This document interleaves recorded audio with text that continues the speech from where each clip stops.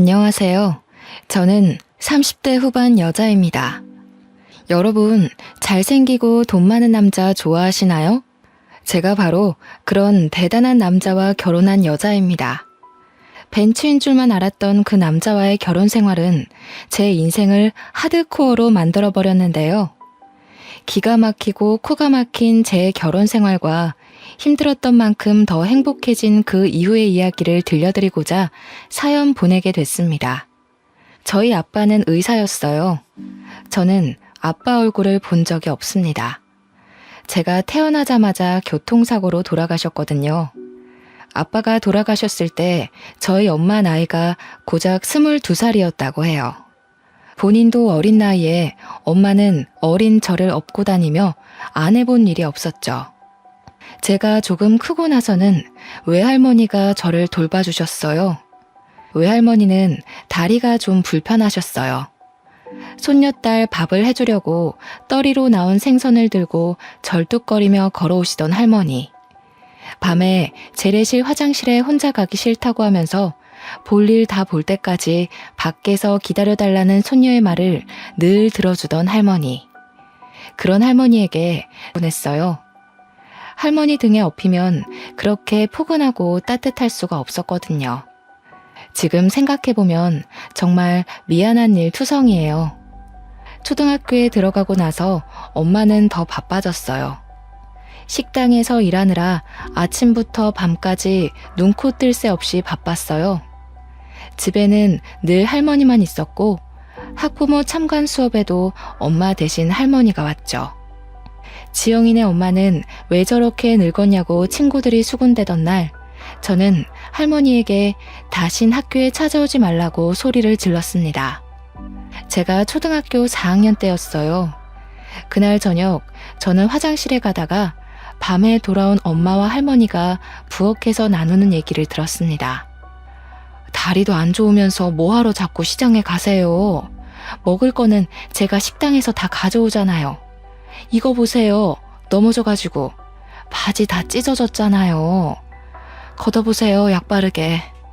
앞으로 지영이 업어주지도 마세요.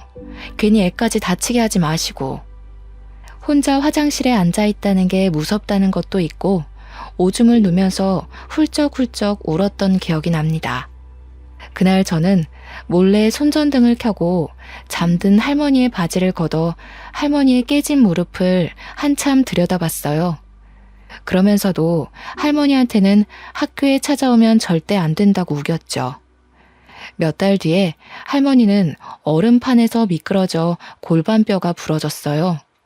뼈가 붙지 않아 몇 달 동안 고생하시더니 결국 다음 해에 돌아가시고 말았습니다.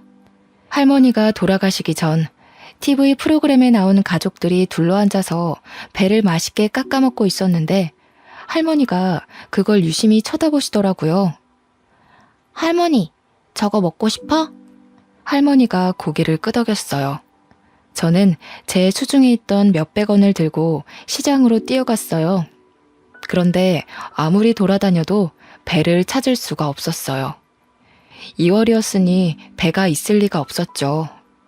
결국 저는 빈손을 호호 불며 집으로 돌아갔어요. 할머니는 추워서 제 곱은 손을 가져다 자기가 깔고 있는 요 안에 넣어주셨습니다. 할머니는 결국 배를 못 드시고 돌아가셨어요. 그 뒤로 저는 배를 잘 못 먹게 됐어요. 배만 보면 가슴이 아프더라고요. 나이가 조금씩 들수록 할머니 생각이 조금씩 더 났습니다. 제가 고등학교 1학년 되던 해에 저희가 새들어 살던 옆집에 할머니랑 손자가 들어와 살게 됐습니다. 옆집 할머니는 혼자서 손자를 키우고 계셨어요. 엄마 말로는 그 할머니 아들, 그러니까 그 집 남자애네 아빠도 의사였다고 했어요. 옆집 할머니 손자는 9살이었는데 말수도 적고 낯을 많이 가렸어요. 할머니네랑 저희는 금방 가까워졌어요. 귀가 어두운 할머니 대신 제가 전화를 받아드리곤 했죠. 엄마는 식당에서 음식을 가져올 때 옆집 목까지 가져오시게 됐죠. 할머니가 어린 손자 키우느라 혼자 애쓰는 게 안쓰럽다면서요. 할머니는 폐지를 주워 번 돈으로 손자를 어렵게 키우고 계셨어요. 저도 시간이 날 때마다 할머니 손을 덜어드리려고 그 집 청소나 빨래도 해드렸어요. 제가 학교 다녀오면 저녁 지어서 가져다 주고 옆집 손자랑 저랑 나란히 앉아서 숙제를 할 때가 많았죠. 그 애가 숙제를 잘하고 있나 들여다보면 애가 되게 똑똑하다는 걸 알 수 있었어요. 특히 초등학교 2학년 산수는 걔한테는 너무 쉬워 보였어요. 저는 근처 한 책방에서 윗학년 참고서를 싸게 사다가 걔한테 가르쳐 봤습니다. 뭐든 금방금방 이해하는 아이더군요. 그렇게 그 아이와 자주 지내다 보니 할머니가 돌아가신 이후 처음으로 혼자가 아니라는 느낌을 받았던 것 같아요. 누군가에게 마음을 준다는 것, 챙겨줄 대상이 있다는 건 생각보다 훨씬 더 좋은 일이었습니다. 저희 엄마도 늘 그러셨거든요. 너보다 힘든 사람들에게 친절하게 대하고 따뜻한 마음을 가져야 한다고요. 그러면 좋은 일이 생길 거라고요. 한 번은 옆집 할머니가 목욕탕에서 미끄러져서 다리가 부러졌어요. 할머니가 제대로 움직이질 못하니 집안 살림이며 손자 밥 챙기는 것까지 제가 다 도와드렸습니다. 할머니가 제 손을 잡고는 말씀하셨어요. 아이고, 지영이는 어쩌면 그렇게 이쁘고 상냥하니? 지영이 같은 며느리들이면 내가 소원이 없겠어. 지영이도 공부 열심히 해서 아빠처럼 의사 되렴. 지영이 같이 착한 의사가 있으면 병이 그냥 싹 나을 것 같아. 그건 저희 외할머니가 늘 하시던 얘기였어요. 할머니도 당신 사위, 그러니까 저희 아빠가 얼마나 잘생기고 착했는지 얘기하시면서 저도 아빠처럼 남을 돕는 의사가 되라고 하셨었죠. 그렇게 가족처럼 지내길 1년이 흘렀는데 제가 고2 때 저희는 이모가 살고 있던 충청도로 이사를 가게 됐어요. 엄마가 이모랑 이모부가 하던 농장 일을 좀 도우며 지내기로 하셨거든요. 친구들이랑 헤어지는 것도 슬펐지만 무엇보다 옆집 할머니랑 손자랑 헤어지는 게 슬펐어요. 할머니, 제가 자주 놀러 올게요. 무리하지 마시고 건강하게 계셔야 해요. 수환이도 할머니 말씀 잘 듣고. 누나가 공부 도와주기로 했는데 미안해. 수환이는 진짜 훌륭한 사람이 될 수 있을 거야. 알았지? 제 말을 듣고 있던 그 애는 얼굴이 잔뜩 굳어져서 혼자 구석에 가만히 서 있더니 그만 대문 밖으로 뛰어나가 버렸어요. 그 뒤로는 다시는 할머니도 그 애도 만나지 못했습니다. 새 학교에서 적응하느라 바빴고 곧 고3이 되어서 정신이 없었거든요. 옆집 할머니랑 손자가 잘 지내는지 종종 생각이 났지만 얼마 뒤에 전화번호가 바뀌어 연락할 수 없게 됐어요. 나중에 찾아가 봤지만 이사 간 뒤였습니다. 그렇게 시간이 흘러 저는 대학에 가게 됐어요. 두 할머니는 제가 의사가 되길 바라셨지만 저는 사실 그렇게까지는 성적이 좋지는 못했어요. 의대는 못 갔지만 그래도 꽤 좋은 4년제 대학에 간호대를 갔어요. 열심히 공부해서 그 학교 대학병원에 취직도 했습니다. 간호사 일은 힘들었어요. 선배들 괴롭힘도 심했고 매번 환자가 돌아가시는 걸 봐야 하는 건 마음이 정말 힘들더군요. 그래도 아빠 생각도 나고 저는 남들 돌보는 일에 보람을 느끼며 일하고 있었습니다. 그리고 거기서 알게 된 남자가 저에게 구애를 하기 시작했습니다.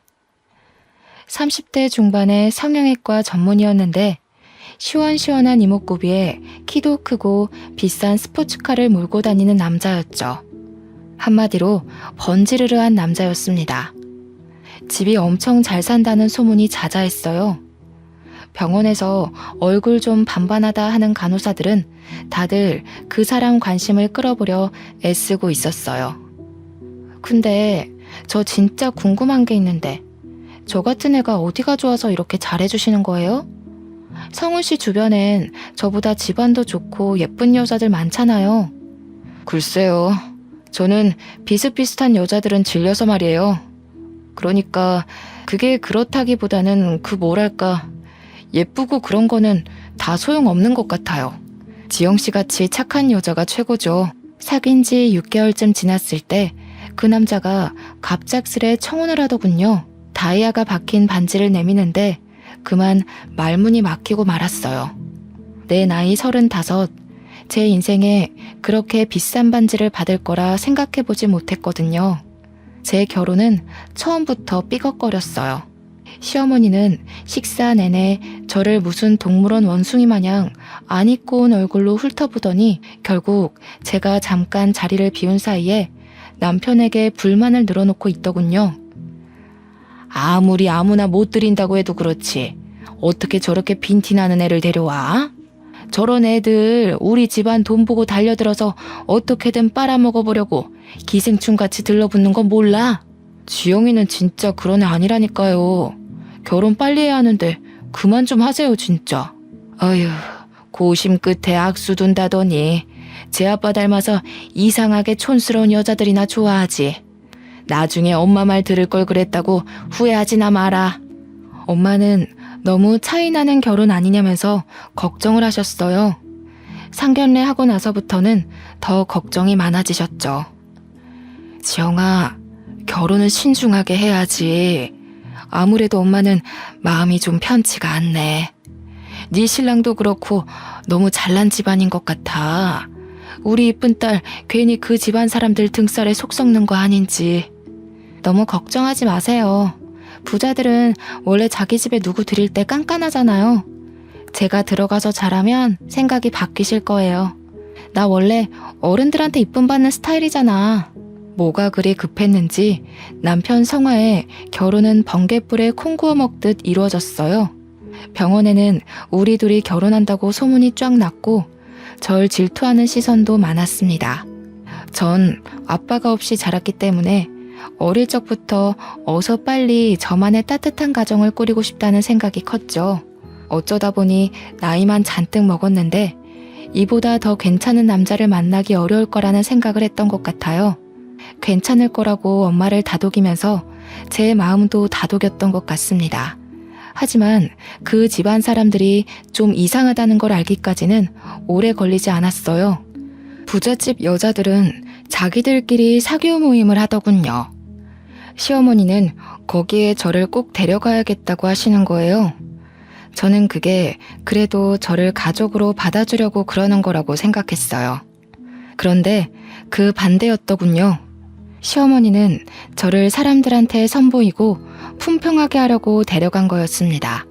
처음 모임에 간 날 화장실에서 만난 시누이가 자기 친구 앞에서 제 차림을 보면서 비웃을 때부터 알아봤어야 했죠.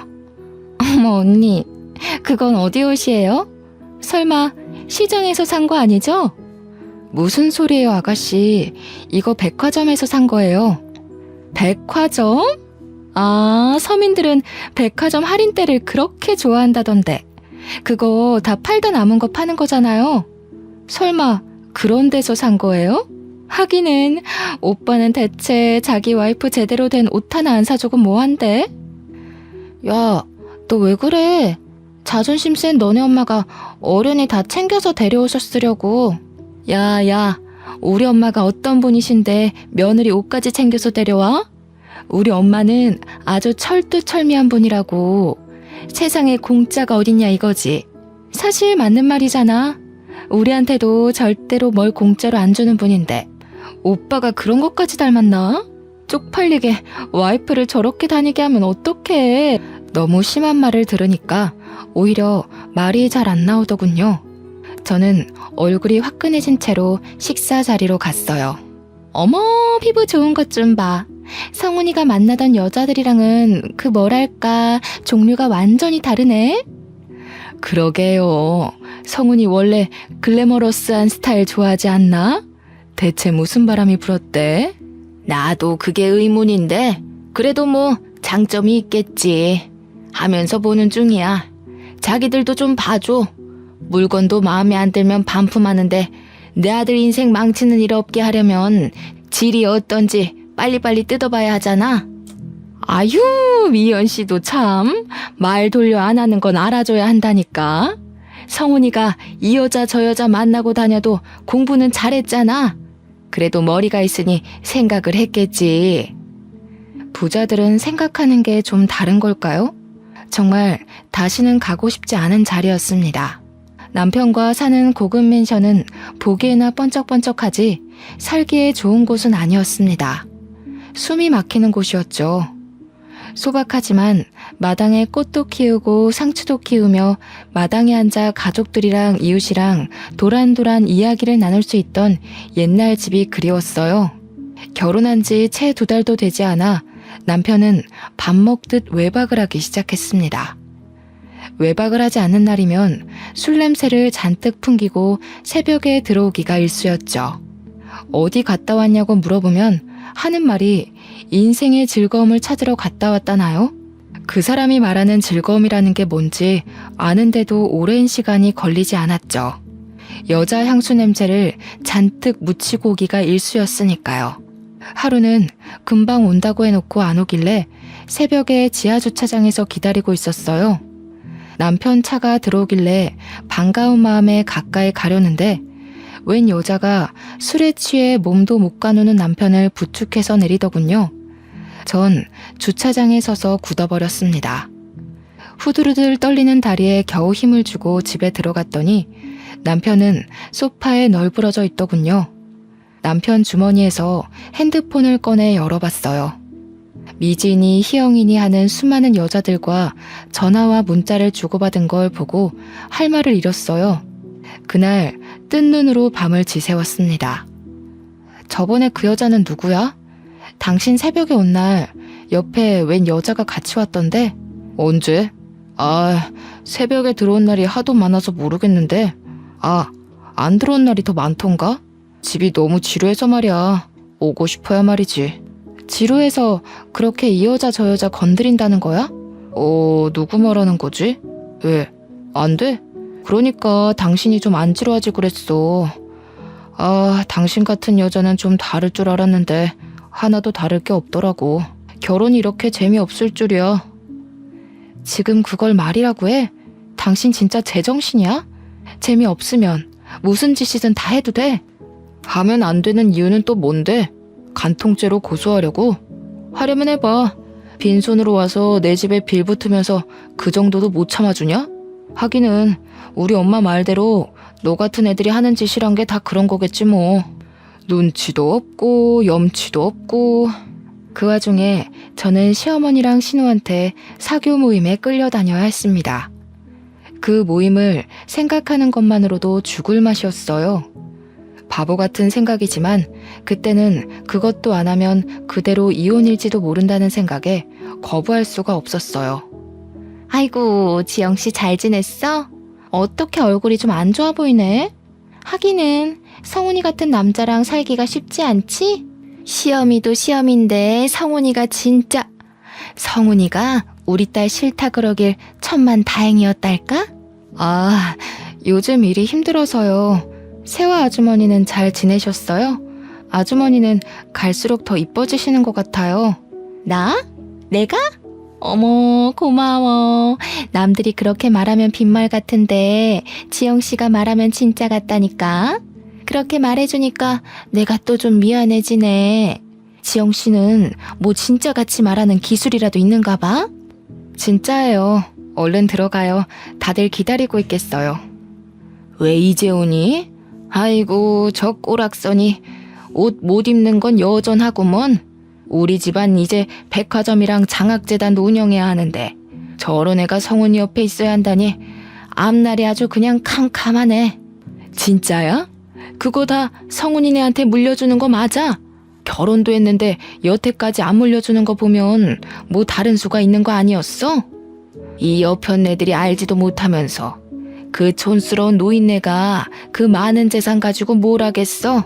그냥 욕심나서 안 주고 있는 거지. 어차피 얼마 살지도 못할 거 왜 그렇게 끌어안고 있는지 물려줄 데도 없으면서 이승에 무슨 미련이 남아서 그 나이까지 펄펄 살아있는지 원. 펄펄 살아있는 건 아니지. 그때 입원하느라 성훈이 결혼식에도 참석 못하셨잖아. 그나저나 그 노인네 요새는 어디서 지내시나? 울 시엄마도 슬슬 양로원으로 보내야 할 텐데. 그 외에 고려호텔 양로원이 괜찮다던데. 그 할망구는 그런데 안 가. 그런데라도 좀 박혀 있었으면 좋겠는데 어찌나 촌스러운지. 그런 데는 답답해서 못 있는다나? 맨날 집에 돌아갔다가 탈나서 병원에 입원하잖아. 아유, 진짜 누가 성훈이 할머니인 줄 알까봐 겁난다니까. 아, 그 할머니 고집만큼 목숨줄 질긴 거는 우리가 다 알지. 자기가 고생이 많아.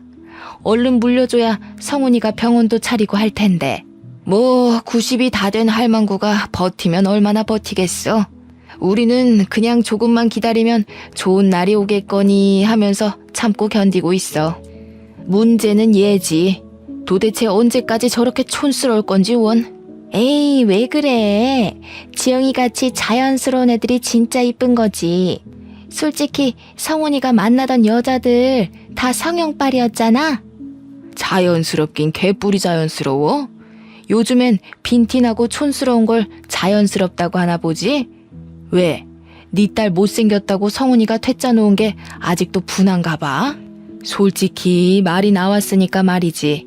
내 아들처럼 잘난 애가 도대체 왜 저렇게 아무것도 볼 게 없는 여자랑 살아야 해? 그 사람들 틈에 있다가는 저까지 정신이 이상해지는 거 아닌가 싶더군요. 저는 그래도 병원에서는 이성을 잃지 않으려고 노력했어요. 교대 근무를 하면서 환자들한테 시달리다 보면 간호사들도 힘들고 짜증이 나기 마련이거든요. 저는 엄마의 가르침대로 절대 환자들에게 짜증내지 않고 친절하게 대했어요. 제가 아무리 힘들어도 아픈 건 환자들이니까요. 어느 날 같은 병원에서 일하는 간호사 친구가 저를 찾아왔어요. 밥을 하나도 안 먹는 환자가 있다면서요. 우리과 간호사들 다 포기했어. 네가 할머니들한테 잘하잖니? 한번 얘기 좀 해봐. 저러다 돌아가시겠어. 가봤더니 비쩍 마른 할머니 한 분이 계시더군요. 다리가 부러지셨는데 입맛이 없다면서 하루에 한 끼도 제대로 안 드신다는 거였어요.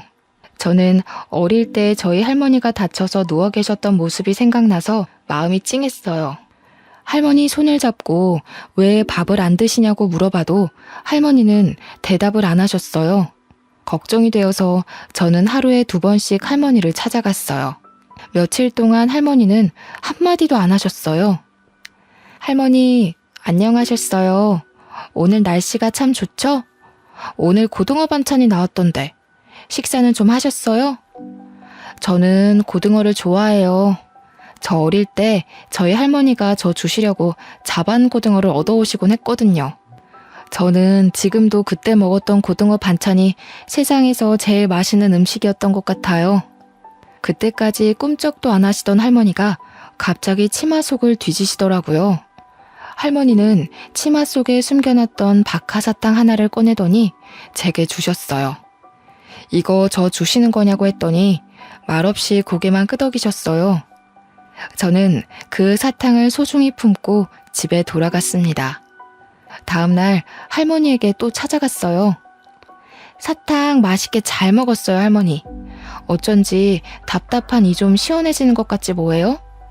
할머니가 주신 사탕에 무슨 마법이라도 들어있었나? 저한테 맛있는 거 주셨는데 할머니한테도 맛있는 거 드리고 싶어요. 뭐 드시고 싶은 거 없으세요? 할머니는 여전히 말이 없으셨어요. 저희 할머니는 아파서 누워 계실 때 배가 드시고 싶다고 그러셨어요.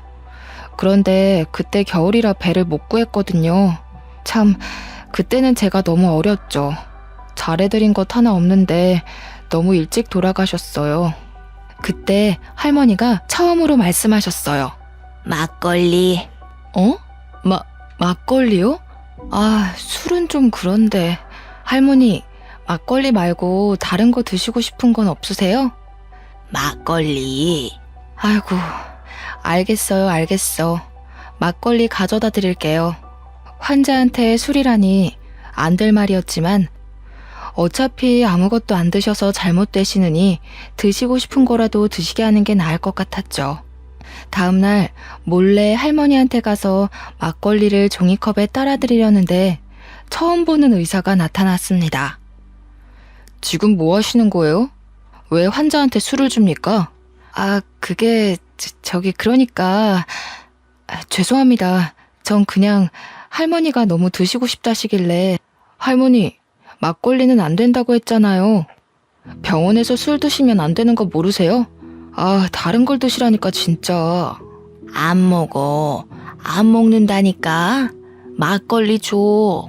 저렇게 드시고 싶다는데 딱 한 잔만 드리면 안 될까요?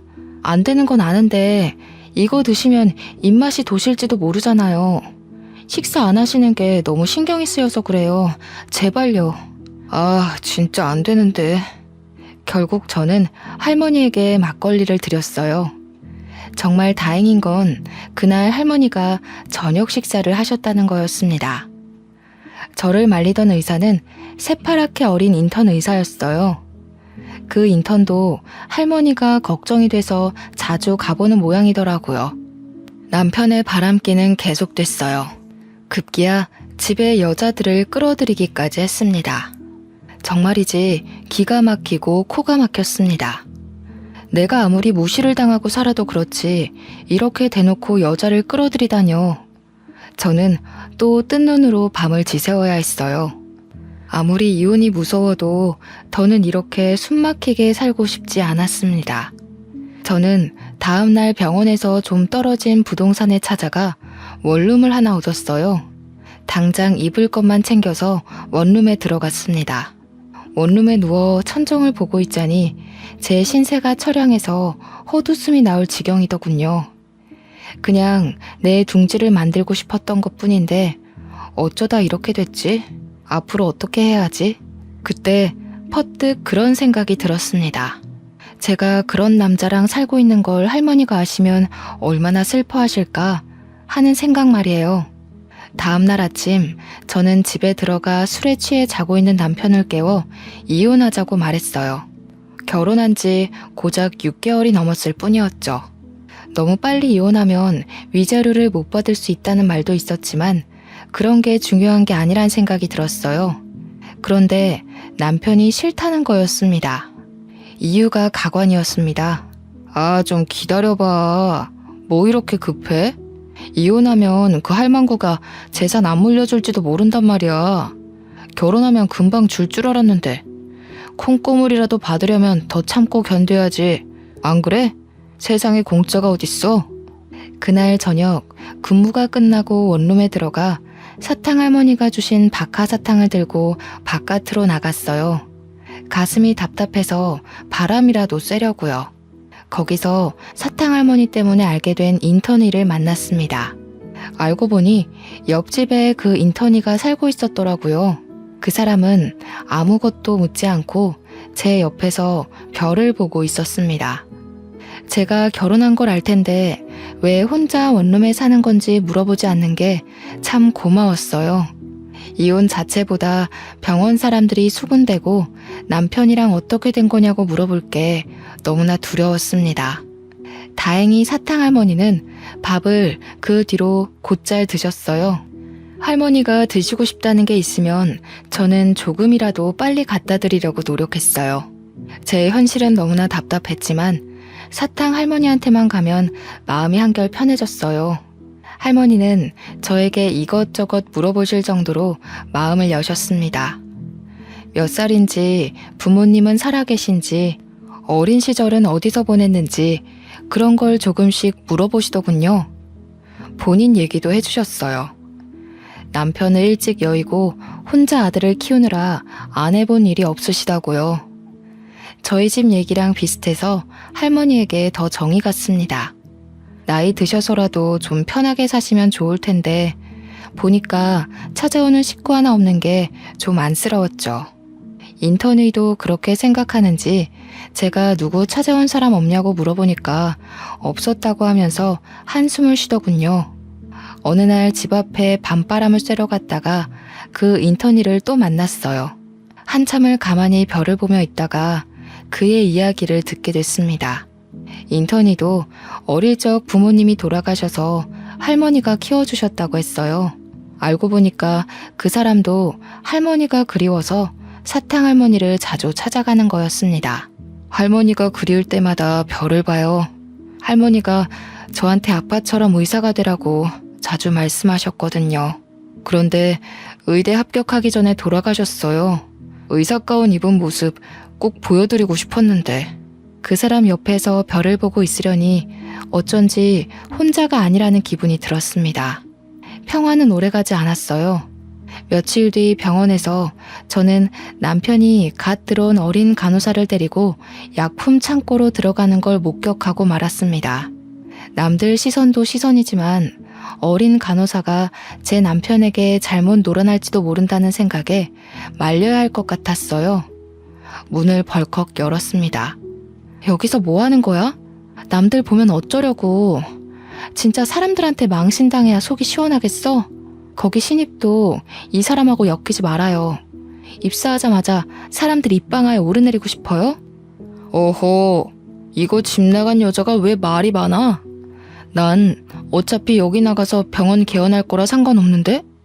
집에서 바가지를 못 긁으니까 밖에서라도 괴롭히는 거냐? 그렇게는 안 되지. 너 따위가 뭐라고 나를 방해해? 봤죠? 이 인간 쓰레기인 거. 좋은 말로 할 때 얼른 나와요. 거참 말 더럽게 많네. 너는 그냥 입 다물고 내 대회용 와이프 노릇이나 하면 돼. 재미없어도 내가 데리고 살아준다잖아. 앞으로 백화점도 생기고 재단도 생길 텐데 뭔 불만이 그리 많아? 그냥 입만 다물고 있으면 된다니까. 저는 결국 약품 창고 문을 닫고 나왔습니다. 괜찮은 줄 알았는데 결국 눈물이 흐르더군요. 눈물을 훔치며 화장실 쪽으로 가는데 옆집 인턴이와 딱 마주쳤습니다. 왜 우냐고 얼굴에 물음표를 잔뜩 띄우고 물어보는데 전 별일 아니라면서 화장실 쪽으로 도망쳤어요.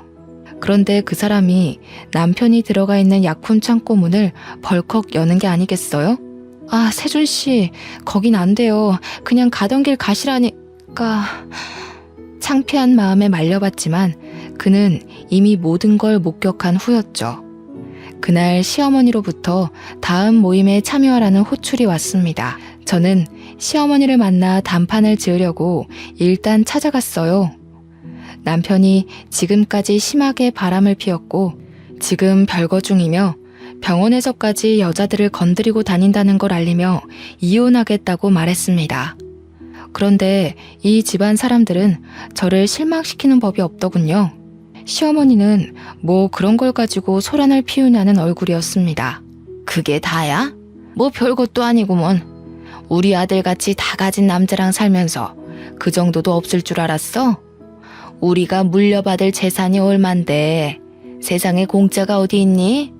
성훈이가 너랑 이혼한다고 안 하는 것만 해도 다행인 줄 알아. 그래요, 언니. 언니가 지금 이혼하면 언감생심 우리 오빠 같은 남자 만날 수 있을 것 같아? 아니, 나이가 그렇게 많은데 결혼이나 할 수 있을까 모르겠네.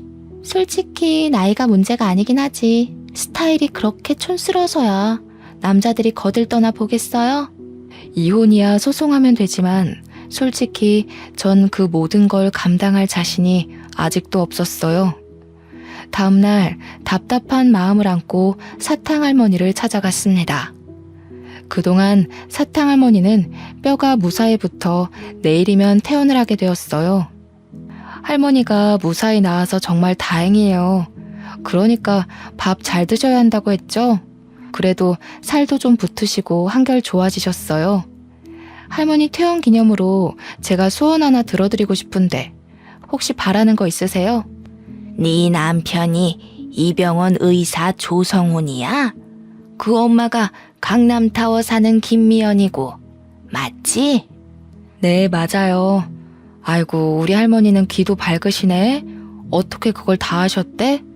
하긴 사람들이 어지간히 떠들죠. 귀가 밝으신 거 보니까 밥도 많이 드실 수 있겠다. 밥 많이 먹어야 퇴원시켜드려요. 얼른 하세요. 그 인간 아주 인간 말종이지? 같이 살기 아주 더럽지? 말종도 그런 말종이 없지? 시엠이랑 해가지고 시동생도 아주 싹퉁머리를 밥 말아 먹었지? 아니, 그걸 어떻게... 아니에요, 할머니.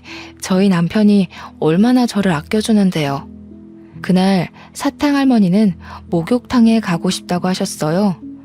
동네 목욕탕에 가고 싶으시다고 그게 소원이라고 하셨습니다. 인턴의 세준 씨의 도움을 받아서 할머니를 모시고 가까운 목욕탕으로 갔어요. 저희 할머니를 씻어드리는 심정으로 구석구석 씻어드렸습니다. 오히려 제가 한을 푸는 느낌이었어요. 목욕을 하고 나와서 우유를 하나 사드렸더니 할머니는 저한테 너는 소원이 없냐고 물으셔요. 저는 돌아가신 할머니가 보고 싶다고 했습니다. 제 소원은 돌아가신 할머니에게 배를 사드리는 거였으니까요.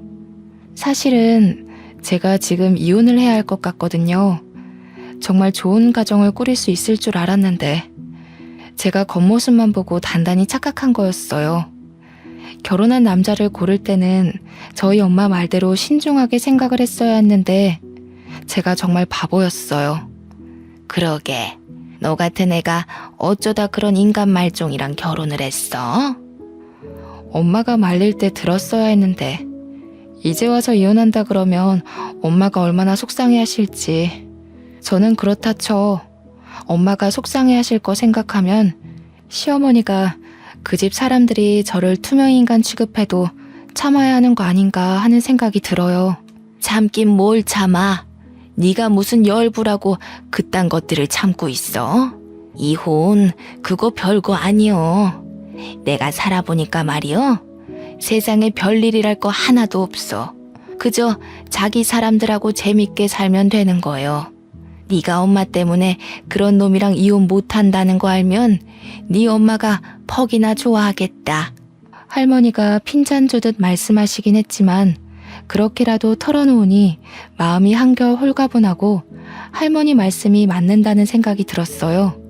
다음날 사탕 할머니한테 가보니 이미 태어나신 후였어요. 그런데 간호사 하나가 저한테 김양순 할머니가 전해주라고 했다면서 봉투 하나를 건네더군요. 봉투 안에는 A4 용지에 인쇄된 편지가 한 장, 그리고 유언장이 들어있었습니다. 변호사가 할머니 대신 작성한 편지와 유언장의 내용인 즉슨 저한테 유산의 반을 물려주겠다는 거였습니다. 지영이 보거라. 나는 내 나이 20도 안 되어 애 아빠를 먼저 보내고 안 해본 일이 없이 살았다. 열심히 하면 나라고 떵떵거리며 살지 못하리라는 법이 없으리라고 생각했어. 안 해본 일이 없었지. 닥치는 대로 일했단다. 결국 강남이 개발되기 전에 산 땅값이 어마어마하게 불어났고 나는 서울에 백화점을 갖게 되었단다. 부자가 되어 떵떵거리는 거, 그게 그렇게 소원이었는데 그것도 별거 아니더구나. 남편을 일찍 보낸 것도 모자라 아들까지 일찍 보내고 나니 정말 사는 낙이 없었어. 돈이 아무리 많으면 뭐하겠니? 즐거운 일을 나눌 사람이 없는데. 짧은 시간이었지만 너랑 세준이를 만나서 참 행복했단다.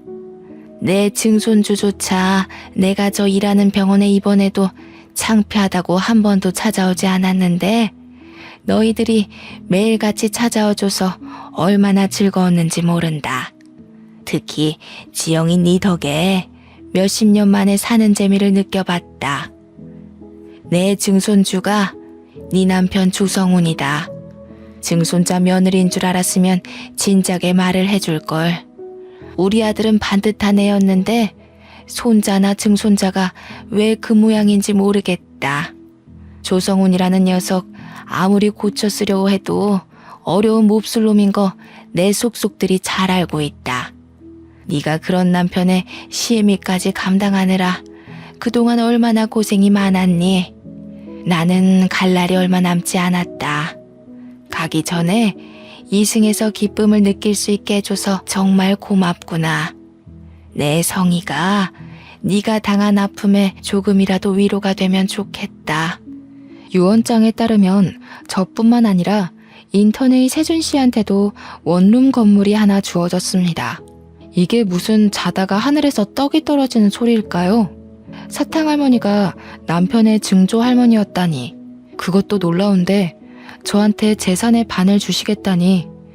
저희 엄마가 늘 남들한테 잘하면 자다가도 떡이 생긴다고 했는데 그게 이런 걸 말한 거였나 봅니다.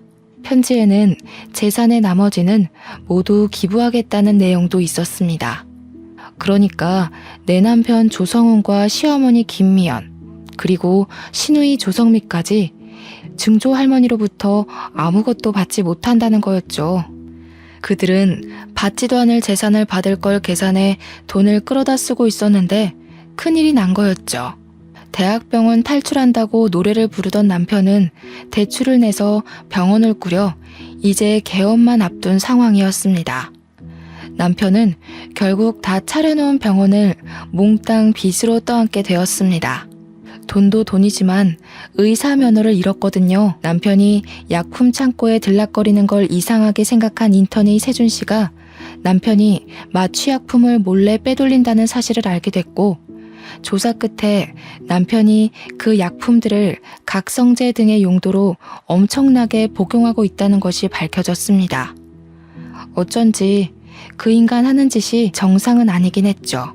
저는 세준 씨에게 감사 인사라도 해야 할 것 같아서 음료수를 들고 세준 씨 집 앞으로 갔어요. 초인종을 누를까 하다가 그냥 음료수만 두고 오려는데 문이 열리고 세준 씨가 나왔습니다. 고마웠다고 인사라도 하려고 왔어요. 이제 자주 못 뵐 것 같아서. 절 위해서 하신 일은 아니겠지만 덕분에 남편한테서 벗어날 수 있게 된 것 같아요. 세준 씨도 부모님 없이 어렵게 큰 것 같던데. 할머니가 세준 씨 것도 남겨주셔서 다행이에요. 저한테 다 주시긴 했지만. 받을만 하니까 주셨죠. 지영 씨는 받을 자격 있어요. 제가 그걸 다 어디다 쓴다고 저한테 그렇게 큰 돈을 물려주셨는지. 아무튼 다음 주에 할머니 뵈러 갈 건데 괜찮으시면 저랑 같이 가요. 돈이야 좋은 데 쓰면 되죠. 근데 아직도 저 모르시겠어요? 예? 모른다니 뭘. 저 수환이에요. 옆집 살던 지수환이요. 누나가 저 공부도 가르쳐주고 밥도 해주고 그랬잖아요. 할머니가 이름 바꿔야 한다고 바꿔주신 건데 아무리 그래도 그렇지 어떻게 그렇게 몰라보세요? 저는 누나 보자마자 알아봤는데. 누나 이사가고 얼마나 누나 생각 많이 했는데요. 그런 남자랑 결혼할 줄 알았으면 진작 찾아내는 건데. 그 꼬질꼬질한 꼬마가 의사가 됐다고? 어릴 때부터 똑똑하긴 했지만 이름도 다른데다 그때랑 달리 키가 너무 훤칠하게 크고 인물도 훨씬 좋아져서 못 알아봤던 거였어요. 남편이랑 시댁 식구들은 아직 유언장에 대해 모르고 있었습니다. 그 주에 저는 시어머니가 저를 짓밟기 위해 데리고 다녔던 그 사교 모임에 제 발로 나갔습니다. 지영씨, 미연씨가 그러는데 지영씨가 바람 피워서 이혼하게 됐다면서? 그게 사실이야? 아무리 봐도 지영씨가 그럴 사람이 아닌 것 같아서 말이야. 미연씨가 거짓말한 거지? 하긴 그 여자 거짓말이야. 하루 이틀 들은 게 아니니까. 저는 들어가자마자 유언장 사본을 시어머니에게 던져버렸습니다. 바람을 피우긴 누가 피워요? 당신 아들이 쓰레기의 망난이라서 이 여자 저 여자 건드리고 다니고 병원 약까지 빼돌려서 마약놀이 하다가 의사면허 정지당한 거잖아. 이제야 내가 맘 편히 이혼할 수 있게 됐는데 쓰레기 같은 아들이 한 짓을 나한테 떠넘겨? 뭐야, 이게 병원에서 잡돌이에서 내 아들 앞길을 막더니 여기까지 와서 뭐라고? 당신 아들이 망나니인 게 내 잘못이야? 당신이 잘못 키운 탓이지. 어떡해요? 당신 집안 사람들이 그렇게 자랑하던 그 백화점이니 재단이니 하나도 못 받게 되셨어요. 그거 한번 잘 읽어보세요. 그 재산들이 다 누구한테 가는지, 그 집안 사람들이 왜 유산 받을 자격이 없는지는 제가 잘 설명해 드릴 수 있고요. 뭐? 그게 무슨 재산을 못 받게 됐다니 그게 무슨 소리야? 니까짓 게 그런 걸 어떻게 알아? 응? 내 아들 앞길 막는 것도 모자라서 재산까지 가로챈다는 거야? 니 처녀는 그냥. 시어머니가 일어나 제 뺨을 때리려 하는데 사교 모임 사람들이 다 같이 시어머니를 막았어요. 사람들이 시어머니를 끌고 나가 문 밖으로 밀어버렸습니다. 그리고 문을 잠가버렸어요. 시어머니가 문을 막 두드리면서 소리를 질렀습니다. 자기들이 나한테 어떻게 이럴 수 있어? 이러고도 후회 안 할 것 같아? 되게 시끄럽네 진짜. 진작에 끌어냈어야 하는 건데 저 품이 없는 소리 듣는 것도 하루 이틀이지 귀가 썩을 것 같았다니까. 맞아요, 맞아. 아유, 진짜 어찌나 천박한지. 우리가 어이없어서 어떻게 하나 보려고 어울려주는 것도 모르고 자기가 무슨 여왕님이라도 된 것처럼 굴잖아. 가진 것도 쥐뿔도 없는 게. 저는 받은 유산의 대부분을 사회에 환원했어요. 남들이 생각한 것처럼 병원을 그만두지도 않았죠. 저는 제 일을 좋아하거든요. 사탕할머니한테 재산보다 훨씬 더 좋은 선물을 받았거든요. 바로 지금의 남편 세준 씨입니다. 어릴 적 제가 이사 간다고 잔뜩 골이 나서 집 밖으로 뛰쳐나가던 소년 수환이는 18년이 지나 신경외과 의사가 되어 제 앞에 나타났고 제 남편이 되었습니다. 제가 어린 남자랑 결혼한다는 소문이 돌자 남편은 집 앞에 와서 문을 두드리며 자기가 잘못했다고 한 번만 봐달라고 빌다가 경찰에게 잡혀갔어요. 저희 부부는 마당이 있는 집을 사서 저희 엄마와 사탕할머니를 모시고 와서 함께 살았습니다. 딸도 하나 낳았고 저희가 그렇게 그리워하던 사람 사는 재미를 실컷 느끼면서 살고 있습니다. 사탕할머니가 몇 년 후 돌아가셨지만 돌아가시기 전까지 저희와 즐거운 추억을 많이 쌓으셨어요. 제 이야기는 여기까지입니다. 정말 힘든 일도 많았지만 저희 엄마 가르침대로 늘 좋은 마음을 잃지 않으려 노력했더니 인생이 180도 바뀌었습니다. 제 이야기를 들어주신 여러분들께도 쨍하고 볕들듯이 좋은 일들이 생기길 바랄게요. 감사합니다.